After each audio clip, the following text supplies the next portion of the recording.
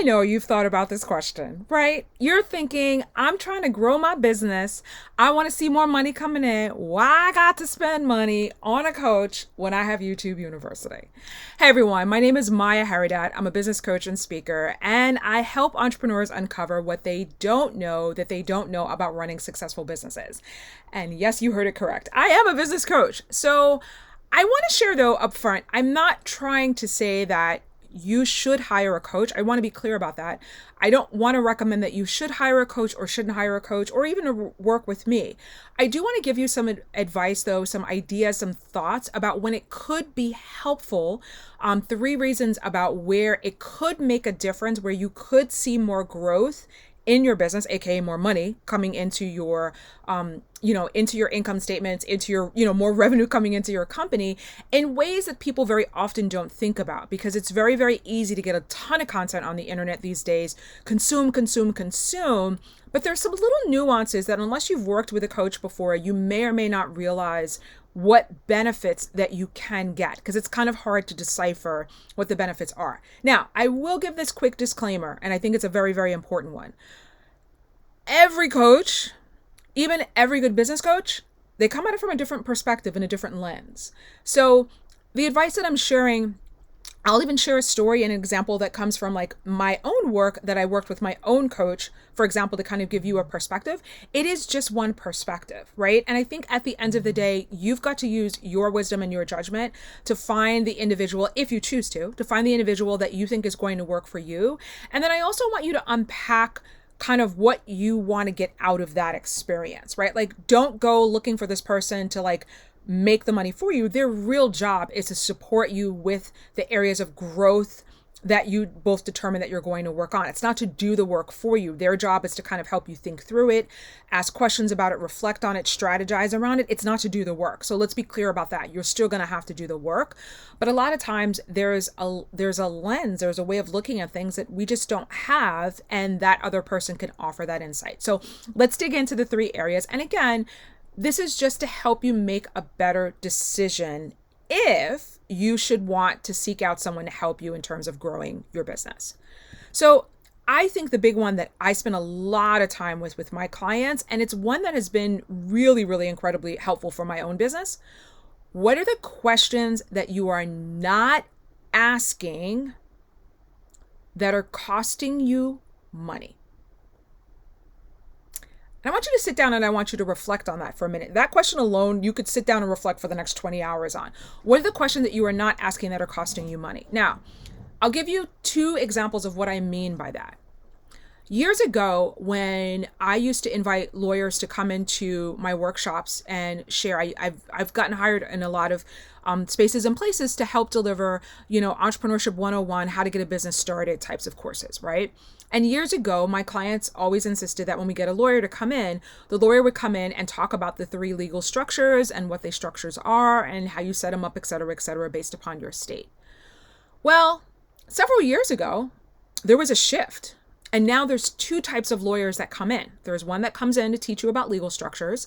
And then there's another one that comes in to talk about intellectual property. Why? Because IP is hot. The tech companies, the startups, they have made sure that we have put IP on the roster. Well, it's always interesting to me because while we understand intellectually the conversation about IP, if you don't hear the right information about IP and how it pertains to your business model, I've seen it happen a number of times, you may be thinking, this is not really costing me anything. And it very well could be. And I'll give you a few examples of this. Actually, I'll just give you one, I think, which is a critical example. For years, I've been asked by clients to deliver, customized projects, customized content, customized curriculum for the projects that I've been working on. I'll be upfront. It wasn't until I started hearing again and again and again from these intellectual property attorneys. And by the way, each attorney would give me another nugget or another piece of the equation around a question that I wasn't asking. I didn't know about. I know copyright, like that's kind of basic and I could figure that out, but there's layers to copyright, right? Even when you're thinking about trademarking something and you're thinking about like, okay, so now I trademark it. What does that actually mean? I know it costs me money to trademark and I get that part, but how is this costing me money, or how is this making me money down the road? And it hasn't been until I've heard from multiple attorneys around intellectual property now that I start getting this bigger picture around what white labeling really is and how it works. So I want to really, really strongly advise you, in your own company, there are going to be 4 areas in your company that you should be thinking about as all times as a CEO: the finances, the sales, the marketing, and the operations. There are questions in at least one of those areas that you are not asking right now that are costing you money. And it might be a sweet spot. Like for me, operations has always been one of those more sweet spot types of roles. And in that area of operations, there were questions around contracts that I've had to learn. There were questions around intellectual property that I've had to learn that have cost me money. And you don't know what you don't know until you get that support and that advice to figure that out.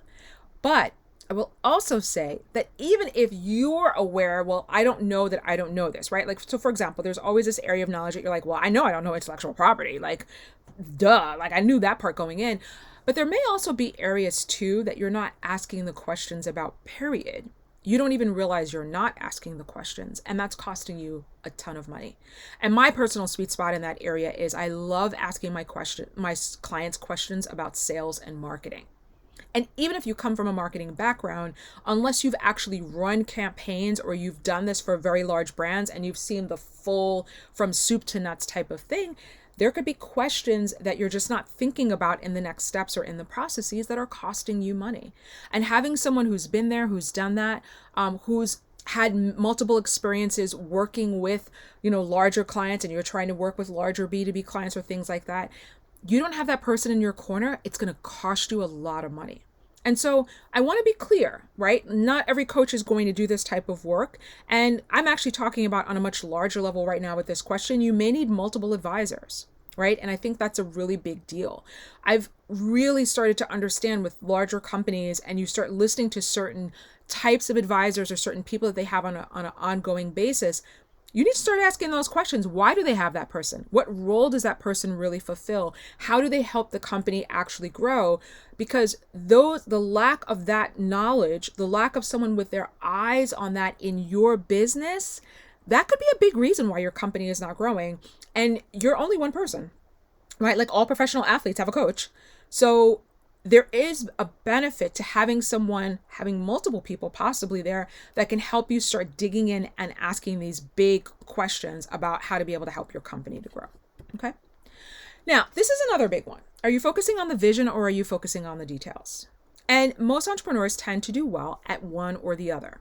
So I'll give you the example within my own business. I tend to be very good personally about focusing on the details in my own business, AKA email comes into the inbox, you get a reply. I got to get my taxes out on time. A client is going to, is asking for the scope and the client deliverables. Boom, boom, boom, boom, boom. Let's create a project plan. How are we going to do this? When does it get done? When do I need to report back in? When's the final report done? Et cetera, et cetera.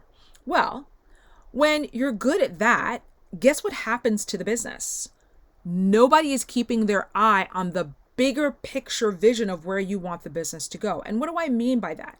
It is very easy if you're focusing on the details to continually bring money in, bring money in, bring money in. And then what happens is you reach 2 years, 3 years, 5 years into the business and you're just still making the same money over and over again. And you can't get growth and you're frustrated by the growth. Well, the way the business grows is you have to have work on the bigger picture vision. You have to see that bigger part of where your company is going to be moving towards. And at the same time that you're working on keeping the lights on and making sure you can pay the bills for today, you have to be investing and planting seeds on that bigger picture vision. So I will tell you, that is definitely the lane that my coach holds for me. And I love her for it. And I hate every time she asks me a question about it. So I want to be crystal clear. It's painful. Right? Because when she's in her coach mode and when I'm, in entrepreneur learning mode, a lot of times I'm like I got another thing to add on to my list. But of course she's right. Because I know the benefits of what happens 3 years from now when I follow that advice. I get to the goal that I want to get to. Whereas as for most of us, we're going to keep our eye on the prize on day after day after day. But then you're going to get tired 5 years from now, right? Like we're all going to age. We're all going to get older. Is that bigger picture growth that you imagine? Is that happening? And if not, then you need to get support around what that looks like. Now, the irony is that when I work with my own clients, my own coaching clients, I'm the one holding the vision for them while they're focusing on the details, which of course, because I'm not in the weeds with them day to day. And so I can help them keep their eye on that bigger picture piece. How does that make a difference? I'll give you an example of how that makes a difference. I had this happen recently with a couple of coaching clients where they were dealing with like really big fires in their business, right? I don't have time to work on this, or I'm dealing with this employee issue, or, this particular thing is blowing up in my face and I need to focus my attention on that. So here's the interesting part. If they were to work in isolation, which of course they can totally do, they're going to solve the issue, right? But will they really solve the issue? Not necessarily, because what I help them do is I help them solve the issue for today, but I also help them think about the bigger picture way of how this is going to support them moving forward for tomorrow, right? So I'll actually break down, one of the examples, without sharing too many details or things like that. Y'all ain't getting that good juice, all right? But I will share this with you. It's very common for people when you come up with marketing, like what you're going to do around your marketing, that a lot of times you come up with it and it's like, this is a great plan. And then you have like a week of just craziness going on because life shows up and, throws curveballs. You can't get the marketing plan done, right? Well, here's the deal. You're going to want to pivot. You're going to want to do something else different. You're going to want to test out a new strategy, a new idea. And the challenge with that is that if you don't have someone who's asking you the questions about how this shift is going to get you to the bigger picture vision, you may just be like flip-flopping all over the place and then you never get the results you want, right? And it's kind of like this. You might have heard this example before. If you get in an airplane in New York and you're trying to fly to Los Angeles, right? The pilot has a map already of where they're going to go. Now, they may come across a storm, right? And they got to go to the right a little bit. This is you and your marketing plan. You're like, whoops, that ain't going to work. I got to go to the right a little bit. They may come across, some clouds or some, really cold weather. And now they got to, fly at a higher altitude than what they originally imagined, right? That wasn't on the map. That wasn't on the plan. But the whole time they can see, I'm still headed towards that final direction. Imagine if they didn't have the map and they had to just fly by like sight and probably prayer. Most planes would never make it to LA, to be honest with you. They would get in that general direction, but instead of going to LA, you'd wind up in like Washington State, right? Or Oregon. I mean, you're in the West Coast, but that's not where you wanted to go. You wanted to go to LA.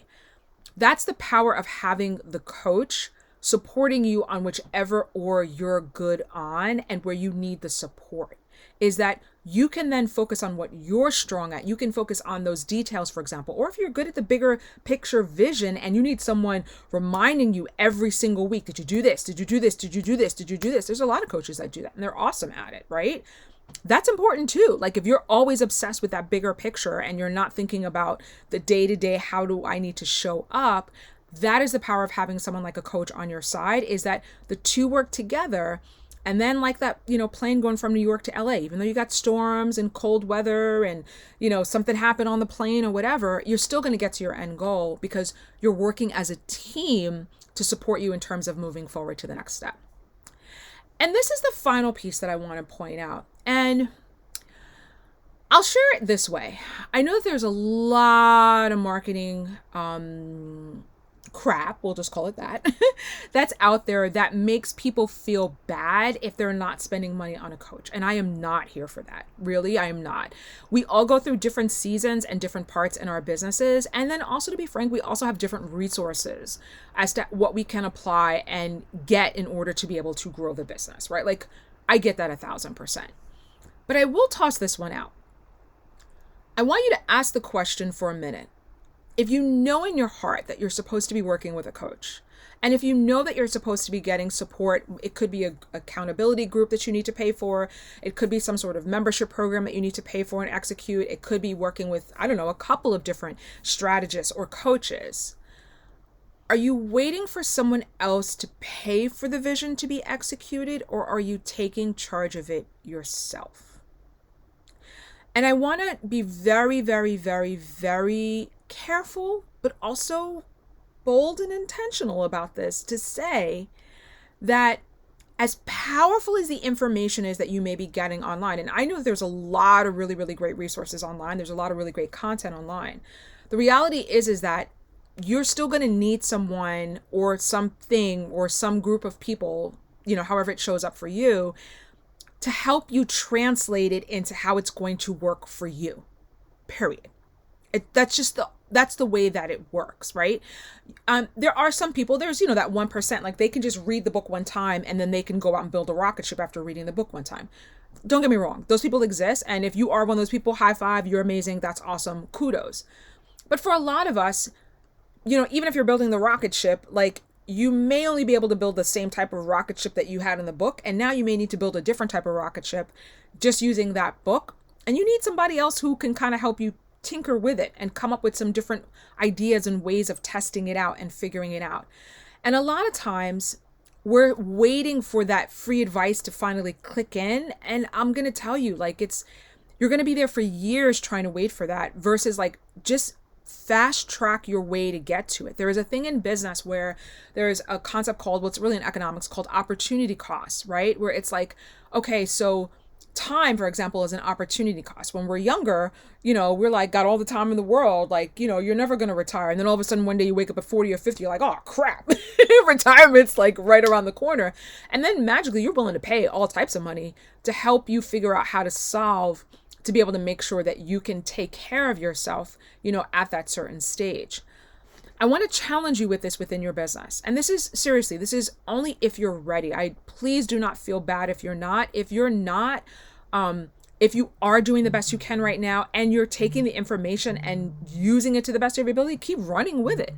But I am going to tell you, a lot of people, when they have this place where they get to that spot where they've gotten consistent, they're showing up on a regular basis, they're doing what they need to do, but they just can't get this step forward.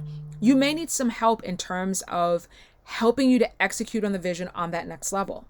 And I want to challenge you at whatever level it works for you, at whatever way it works for you, be willing to take that step because it's costing you time if you don't, right? And that may seem subtle, it may seem like duh, but over time, like that then turns into money. The quicker you figure it out, the quicker you get the money in, and then the quicker you can kind of pay off whatever you had to in order to be able to get that initial support and that help.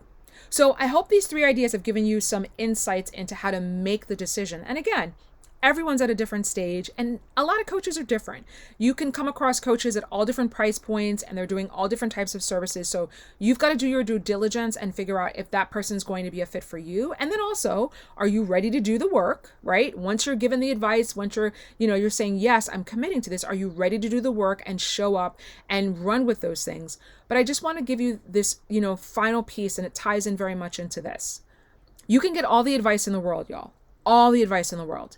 If you're not executing on it, if you're not taking action steps on it and shifting once you make a mistake or changing once you make a mistake or pivoting once something doesn't go the way you want, all the free advice in the world is not going to help you. And sometimes, just based upon our personalities and things of that nature, a coach can be that very thing that helps you ramp it into a new direction. All right? So here's to you and much success and happy cash flow in your business.